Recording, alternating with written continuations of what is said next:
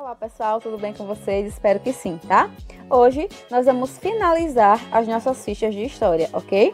Partindo da página 129, certo? Então vocês vão acompanhar a leitura comigo, a gente vai conversando um pouquinho sobre as respostas e no final do vídeo vai estar lá as respostas escritas para vocês copiarem, beleza? Vamos lá? Como são utilizadas as ocas e as malocas, né? Nós estudamos que as ocas e as malocas, elas são as construções feitas pelos índios para eles morarem, né? Então, a oca e a maloca servem de moradia, certo?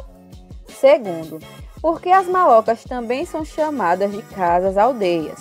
Nós vimos que as malocas, elas têm uma configuração diferente das ocas, né? Nas malocas, eles organizam todos os espaços de uma forma diferente, certo? Tanto que no nosso livro, nós vimos que tem uma espéciezinho de mapa, que eles dividem os locais, né? Dividem os cômodos dentro da maloca, mesmo sem ter parede, certo? Então, elas são chamadas de casas-aldeias, certo? Porque elas apresentam uma organização diferente, tá? Porque elas apresentam uma organização complexa, podemos dizer assim, certo? Terceiro, leia o depoimento a seguir, feito pelos Tuiucá, das comunidades de Pariacima, no Alto Rio Tiquié, na Amazônia, tá? Vamos lá, ó. Antigamente, todos os povos indígenas do Alto Rio Negro construíam casas bem grandes, chamadas de maloca, que eram moradas coletivas de várias famílias. São para até 10 famílias. Durante um ritual ou festa, a maloca representa o universo. O chão da maloca é a terra. Os postes são montanhas que sustentam o telhado, que representa o céu. Sob o solo da maloca corre, de oeste a leste, um rio invisível, fonte de vida. Hoje, as malocas são encontradas em poucas comunidades. Isso porque aconteceu naquela região uma catequese muito violenta. Alguns religiosos, em seu intuito de enfraquecer a cultura dos índios, proibiram-nos de morar em malocas, insistindo para que cada família construísse a sua casa individual, ok? Agora nós vamos responder de acordo com o texto. Vamos lá, ó. Letra A. Segundo os Tuiucá, quais povos construíam malocas, né? Então, os povos do Alto Rio Negro, como está escrito aqui, certo? Letra B. Durante os rituais e festas religiosas, o que as malocas significavam para os Tuiucá, né? Representava o universo, certo? Como está aqui escrito no texto. Vamos lá? Letra C. Por que será que alguns religiosos quiseram enfraquecer a cultura dos indígenas? E aí, o que é que vocês acham, certo? Vocês acham que por que eles queriam fazer isso? Essa é pessoal. Letra D. Desenhe no espaço abaixo como, na sua visão, seria a maloca universo. Também é pessoal, tá? Caprichem no desenho. Vamos lá?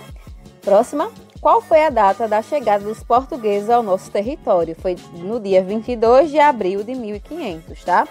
Quanto tempo se passou desde a chegada dos portugueses? Faz muito tempo. Então, se a gente for calcular, nós vamos ver que se passaram 520 anos, certo? E aí, 520 anos é muito tempo? Terceiro, quando os portugueses chegaram aqui, o território já se chamava Brasil? Não, né? Como ele se chamava? Se chamava Pindorama, certo? E quem foi que colocou esse nome nele, gente? Quem foram os primeiros habitantes do Brasil? Os índios, né? Os indígenas, muito bem. Os tupis. Quarto, você sabe o que significa Pindorama? Procure o significado e responda, tá? Então, esse quarto aqui, vocês pausem o vídeo, certo? E pesquisem aí pra gente o que é que significa Pindorama. Mas lembrando que no final do vídeo vai estar lá o gabarito, vai estar lá as respostas, beleza? Vamos lá, quinto. Quando os portugueses chegaram a Pindorama, a terra estava ocupada por milhares de indígenas que aqui viviam há muito tempo. Mas ainda assim, existem muitas pessoas que dizem que os portugueses foram os primeiros a descobrir essas terras. Pensando dessa forma, o que você acha mais adequado dizer? Os portugueses descobriram o Brasil os portugueses ocuparam o Brasil, tá? Justifique a sua resposta. Mas lembrando que eu sempre digo a vocês, né? Quando os portugueses chegaram aqui, os índios já estavam, certo? E os índios tinham a forma de organização deles, beleza? Então, vocês vão ver aí qual mais se adequa e justificar, dizer o porquê, certo? Por que você acha isso? Sexto, observe o mapa, né? E a gente pode ver aí as capitanias hereditárias, certo? Então, vamos fazer o seguinte, ó. Pinte de verde a capitania onde foi fundada a primeira cidade do Brasil. Qual foi ela, gente? A capitania que mais prosperou? A de São Vicente, exatamente. Então, a capitania de São Vicente vai ser de verde, beleza? Segundo, letra B, perdão. Pinte de amarelo a capitania onde foi fundada a primeira capital do Brasil. Vamos lá? Qual foi ela? Bahia, certo? Então, Bahia vai estar de amarelo. E, letra C, pinte de vermelho a maior capitania representada no mapa. Então, qual é a maior? Olha aqui, ó, Rio Grande, exatamente, certo? Próxima página, vamos lá?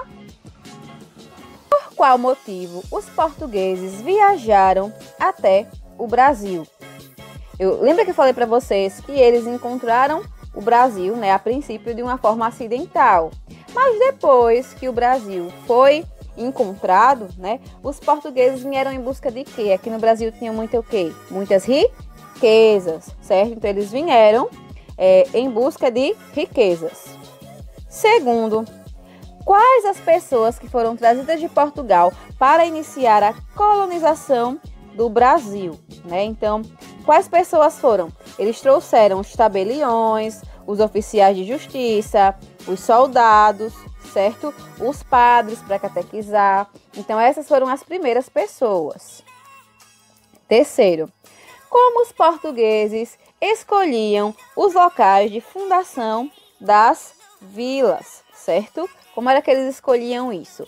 Eles não escolhiam o local de forma aleatória, não, tá? Eles escolhiam o lugar que fosse mais favorável para o comércio e a produção de riquezas. Isso eu falei também em uma aula de história. Tudo que eles faziam era arquitetadozinho, tinha um porquê, tinha um planejamento, certo?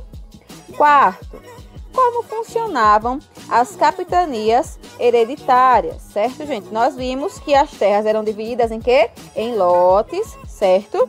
E era doada, né? O rei doava a uma pessoa, para essa pessoa tomar de conta dessa capitania hereditária, né? Explorar ela, defender suas terras, fazer ela crescer, certo? Essa pessoa se chamava donatário. Quinto, no início da colonização, os portugueses fundaram vilas. Qual foi a primeira vila fundada pelos portugueses no Brasil e quando isso ocorreu, tá? Então, como eu já falei na atividade anterior, a primeira vila, né, foi São Vicente, fundada no ano de 1532. Vamos lá? Sexto, ligue a imagem do marco histórico com o seu nome, tá? Casa da Câmara e cadeia, Pelourinho e igreja. Então, aqui vocês vão fazer o quê? Ligar, beleza? Próxima página. Observe a imagem a seguir e responda as perguntas sobre a fundação da cidade de Salvador. Olha que linda, estão vendo? Salvador foi a primeira capital do Brasil. Vendo essa imagem, por que será que os portugueses escolheram este local, tá? Eles escolheram este local porque era um local estratégico, certo, gente? Que poderia abrigar grandes fortes de proteção, ok? E era um local também que tinha muita cana-de-açúcar, certo? Letra B. Salvador foi a única capital do Brasil? Não, né? Quais foram as outras? E aí, vocês lembram quais foram as outras? Rio de Janeiro, né? E depois, Brasília, que é a atual capital do nosso país, ok? Segundo, o sistema de capitanias hereditárias não funcionou em todo o território e foi substituído pelo governo geral. Como funcionava o governo geral, tá? Lembra que eu falei para vocês que não deu muito certo essa história das capitanias hereditárias, então o rei decidiu fazer o quê? Centralizar o poder, tá? Então, nesse sistema, havia um único governador, certo? E ele era responsável por todos os territórios, certo? Terceiro, como podemos conhecer mais a história de uma cidade, gente? E aí? Pesquisando sobre ela, né? Conhecendo as praças, as ruas, as construções, né? Conversando com pessoas mais velhas que conhecem a cidade. E o quarto, vocês vão resolver este enigma, certo? Ver que palavrinha é essa que vai formar, ok? Então, por hoje, gente, é só, certo? Vai estar as respostas agora no finalzinho do vídeo. Quando finalizarem a atividade, mande fotos para mim, viu? Beijo para vocês, tchauzinho, até mais!